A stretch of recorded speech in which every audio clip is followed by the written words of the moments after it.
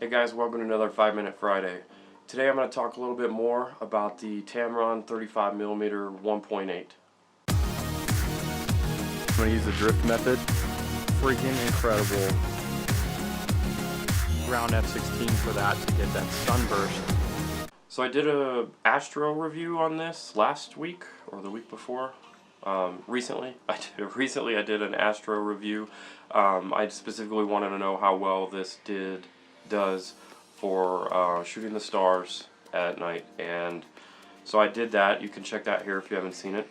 But I wanted to just go ahead and give more of a mini review for today, and just give my thoughts and impressions overall on this lens, and just kind of give you an idea of who it's for, what it's for, why would you want it, and why would you consider this over some of the other options out there. So first off, one of the things that I love about this lens that not too many other lenses out there have for primes is, especially from third parties, is weather sealing. For me, that's a big deal. I shoot in crazy environments, I shoot in crazy weather conditions with tons of sand and dust and salt and seawater and rain and everything. So for me, it's really important to have a weather sealed lens. And with their new series, all of Tamron's lenses are weather sealed. The next thing I love about the new Tamron, the image quality. I was very, very hesitant because of the image quality alone to consider a Tamron.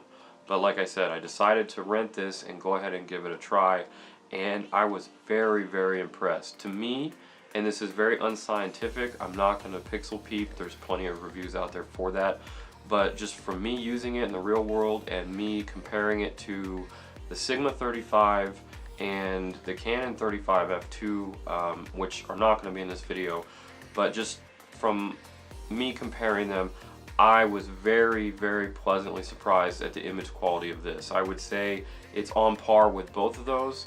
Sometimes I see a little bit of softness, especially when I'm pushing high ISOs like here.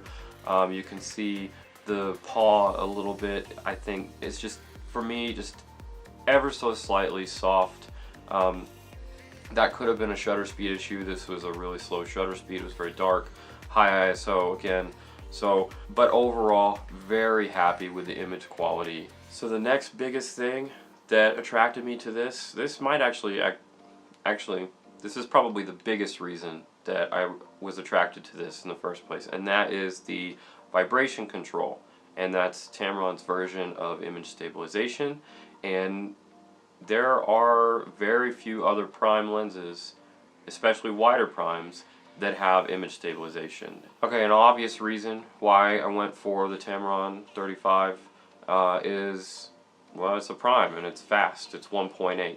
So being able to shoot in really low light and get super, super shallow depth of field,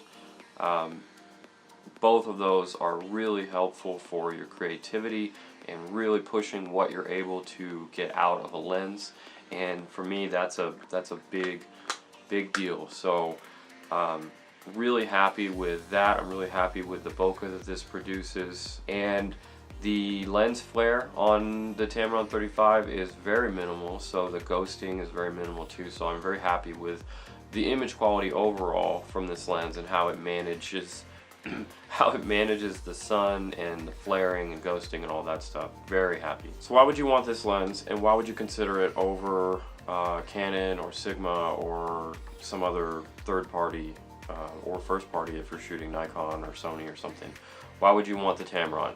Well, for me, is price. I mean, this thing is like $500 to $600, and you know, on eBay you could probably find a used copy for $450, something around there.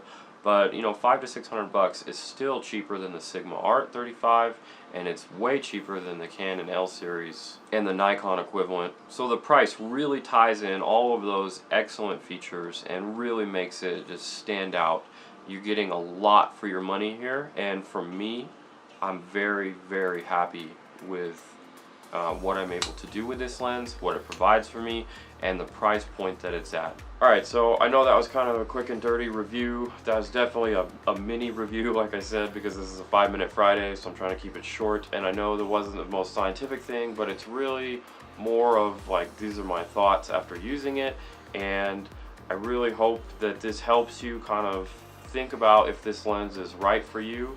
If you're looking for 35 is a great focal range for street photography. It's a great focal range for video, and it's decent for astro. Like I said, if you checked out my video before, you can see how well it does. And I wouldn't consider this solely for astrophotography. So if you're solely in astrophotography, I would look at something like the Rokinon or just some other option. But it's nice to know that that's an extra bonus that you can do with this. All of those things, if you're looking for something fast, the one downside compared to the Canon and the Sigma, it's not as fast. So those are 1.4s, this is a 1.8, but the difference to me is very minimal. Like I said, the bokeh's great. If you're looking to do anything low light portraits in general, like I said, the 1.8 is beautiful, the bokeh, all of that stuff. The other, last thing, real quick, last thing about this lens that is better than all of the other 35s is it has the smallest minimum focus distance out of all of the 35s, and that puts it at really close to a macro level. So that's a really added bonus, is that this is, if you also want to get into some macro work, some pseudo macro work, you know, this is definitely the way to go. And that's just like the astro part of it. It's just kind of an extra bonus knowing you can get super close and have that minimum focusing distance and really make some great macro type images. Alright, so that's it for this episode. I gotta wrap it up here. Those are my thoughts on the Tamron 35 1.8. If you have any questions about anything that you want to know about this that I didn't cover, leave them in the comments below and I'll definitely answer them. If you like this stuff and you want to see more, make sure you subscribe to the channel. There's new videos every Friday and every Tuesday. Make sure you hit that like button, and I'll see you in the next video.